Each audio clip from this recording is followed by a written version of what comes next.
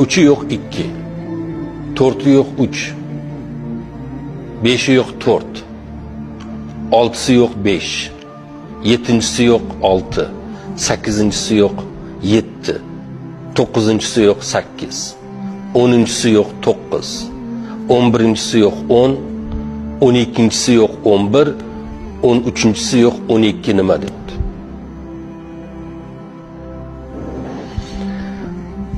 Boyazid Bistami xotirjam javob beribdi.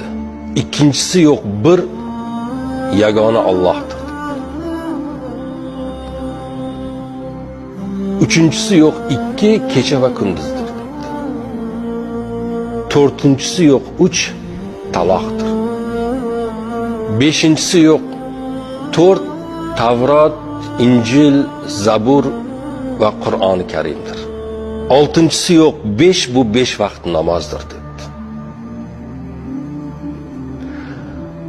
Yettinchisi yo'q 6, koinotning yaratilishidir, ya'ni 6 kunda yaratilganidir.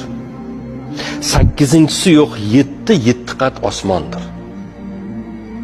To'qqizinchisi yo'q 8, qiyomat kuni arshni toshiydigan 8 ta malak. 10'inchisi yo'q 9, ayolning 9 oylik homilasidir. 11'inchisi yo'q 10, Musa payg'ambarni, Musa alayhissalomni, Shuayb payg'ambarni qo'lida 10 yil cho'ponlik qilishidir.